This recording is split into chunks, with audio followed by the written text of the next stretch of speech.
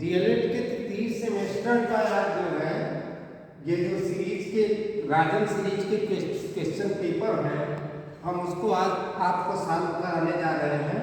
इसको थोड़ा ध्यान से देखिएगा। तो पहला प्रश्न है, स्वरों को उच्चारित करने में जो समय लगता है उसके आधार पर स्वर कितने प्रकार के होते हैं। तो प्रिय बच्चों या छात्रों ये ध्यान दें कि समय के आधार पर स्वरों के 3 भेद। पहला है ह्रस्व स्वर और दूसरा है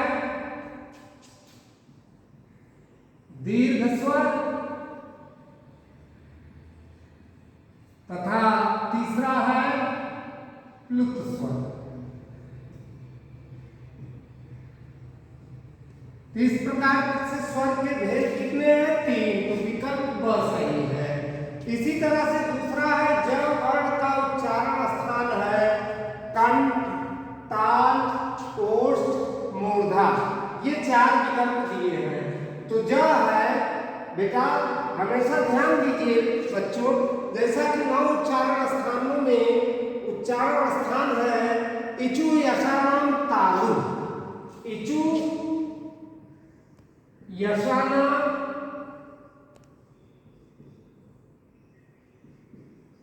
तालु।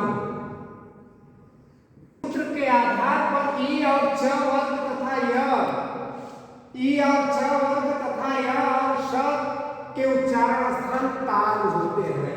यहाँ विकल्प त ताल जो है ब में है, इसलिए विकल्प ब सही है ये। और प्रश्न नंबर 3 में देखें, अभवा धातु रूप में पुरुष वचन है। मध्यम पुरुष एक वचन, उत्तम पुरुष एक वचन, प्रथम पुरुष एक वचन, मध्यम पुरुष बहुवचन। ये 4 विकल्प दिए हैं। तो अभवा जो है यह धातु भू धातु का लंग लकार का मध्यम पुरुष रूप होता है एक वचन का। इसका विकल्प आ है, क्योंकि इसका रूप है अभवत, अभवताम, अभवन, प्रथम पुरुष हुआ। मध्यम पुरुष अभवा, अभवतम, अभवत। तो इस प्रकार से यह मध्यम पुरुष एक वचन जो लिखा है विकल्प आ, इसका विकल्प आ सही है। तो चौथे प्रश्न में आते हैं, प्रायः उत्तर पदार्थ प्रधान समास होता है। तो उत्तर पदार्थ प्रधान तत्पुरुष समास का ये सूत्र है, जिस सूत्र का नाम है उत्तर पदार्थ प्रधान तत्पुरुष। अर्थात इस प्रश्न का विकल्प द सही है, तत्पुरुष समास। अब अगले प्रश्न में आए, कर्ता का इष्टतम कारण है संबंध, करण, संप्रदान और कर्म। जैसा कि आप लोग सूत्र पढ़े हैं, कर्तु, रीप्सित, तमम, कर्म। इस सूत्र के आधार पर माने कर्ता की इच्छित वस्तु या कर्ता की इष्ट वस्तु जो होता है वो कर्म कारक होता है। अर्थात इसका भी विकल्प द सही है, कर्म कारक। इसी तरह से छठा प्रश्न है, अका सवर्णे दीर्घा। सूत्र है अयादि संधि, गुण संधि, दीर्घ संधि, यण संधि। तो जैसा कि संधियों के सूत्र में अंत में हमेशा उस संधि का नाम दिया होता है। इस सूत्र में लिखा है अका सवर्णे दीर्घा।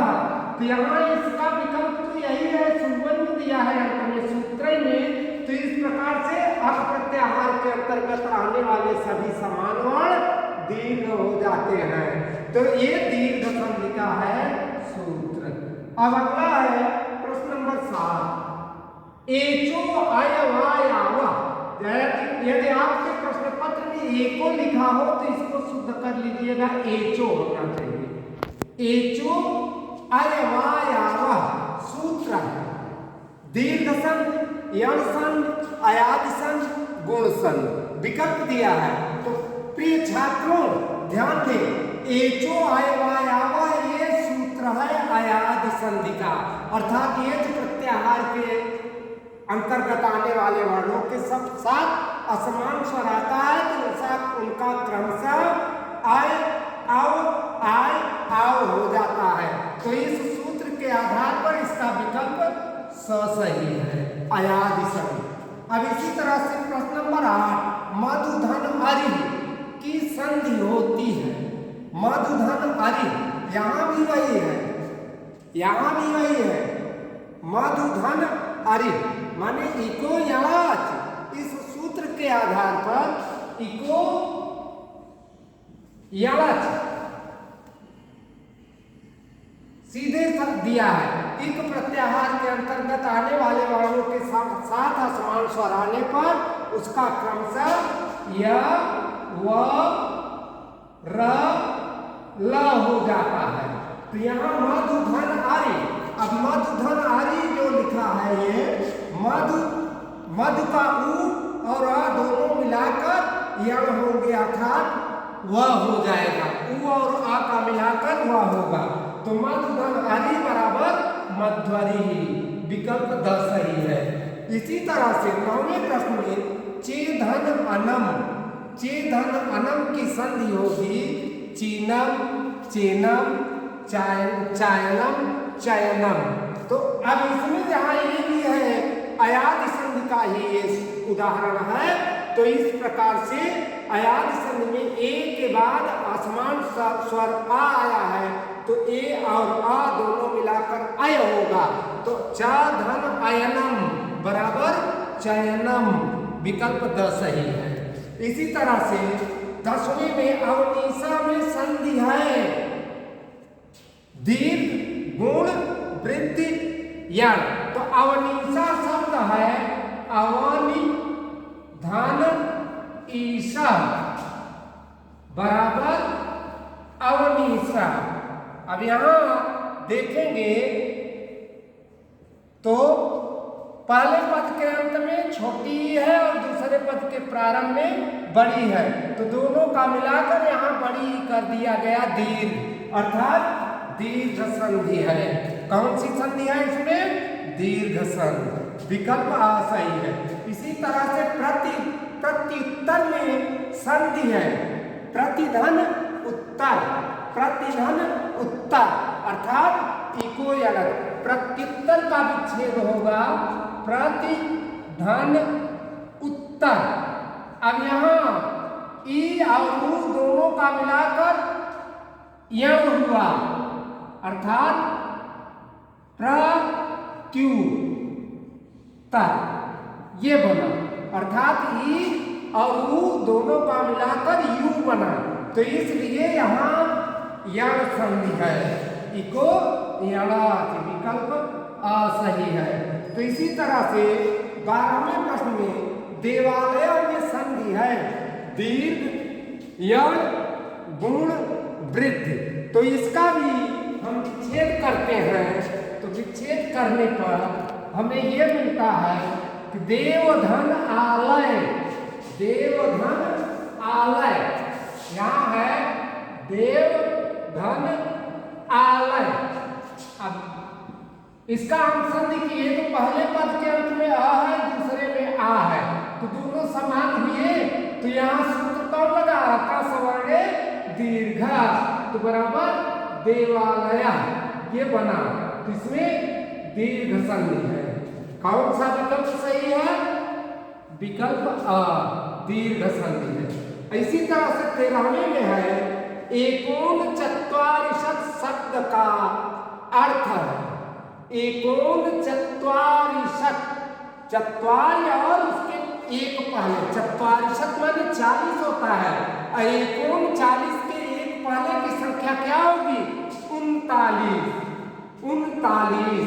अब यहाँ विकल्प है इसमें 47, 39, 29, 49। तो अब यहाँ है 39, विकल्प ब सही होगा। आप लोग सीरीज में मिला लीजिएगा, कहीं भी सीरीज में अशुद्ध होता है जो उसको संशोधन कर। हाँ, ये राजन सीरीज के सारे क्वेश्चन हैं पहला ही पेपर, जो पहला प्रश्न पत्र है उसी का है। अब आगे हम देखते हैं 15वें में है भयार्थक तथा रक्षार्थक धातुओं के साथ विभक्ति का प्रयोग होता है चतुर्थी, षष्ठी, पंचमी और द्वितीया। भीत्रार्थानाम सूत्र है बेटा इसका,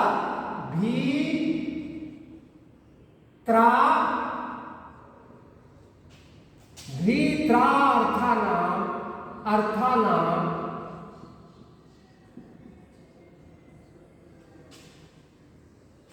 पंचमी। भीत्रार्थानाम भय हेतु, ये भय हेतु इतना है, ये सूत्र है। भीत्रार्थानाम भय हेतु अर्थात भीधात, भी माने डरना, त्रा माने रक्षा करना इत्यादि इन धातुओं के साथ, इन धातुओं को अर्थ प्रकट करने वाली क्रियाओं के साथ जो भय का कारण हो या जिससे रक्षा की जाए उसको पंचमी विभक्ति अपादान कारक में लिखा जाता है। तो भीत्रार्थानाम भय हेतु, इसका माने भयार्थक तथा रक्षार्थक। त्रा माने रक्षा होता है, अभी माने भयानक या डर, जिससे डर लगे या भय लगे। तो ऐसे भयार्थक तथा रक्षार्थक धातुओं के साथ पंचमी विभक्ति का प्रयोग किया जाता है। अपादान कारक पंचमी विभक्ति अर्थात विकल्प स सही है। इसी तरह से प्रश्न नंबर 16 है अहम बालकम पश्याम। वाक्य का कर्म वाच्य में परिवर्तन होगा। मया बालके, अहम पश्याम वाक्य की कर्म वाच्य में परिवर्तन होगा। जहां जहां कर्तवाच्य से जब कर्मवाच्य में हम बदलते हैं तो हमेशा ध्यान देना चाहिए कि जो कर्ता होता है,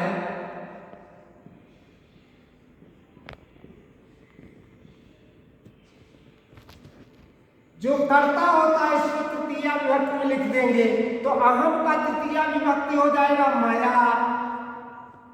अब बालकम, जो बालकम शब्द है वो प्रथमा में हो जाएगा, मया बालका पश्यते, पश्याम का पश्यते कर देंगे, ये आत्मनेपदी के रूप में कर देंगे। तब यहाँ मया बालका पश्यते, मेरे द्वारा बालक देखा जाता है। इसका वाच्य परिवर्तन जिस विकल्प में ये दिया हो उसी को टिक कर लीजिएगा, यही सही है। अब आगे प्रश्न नंबर 17, वो के आगे बना गुरु है। ये देख लीजिए यहाँ जो है ये पूर्व रूप है। पूर्व रूप ह्रस्व, दीर्घ और प्लुत, इनमें से कोई नहीं। कौन सा विकल्प है? तो ये जो ओम है, ये जो पूर्व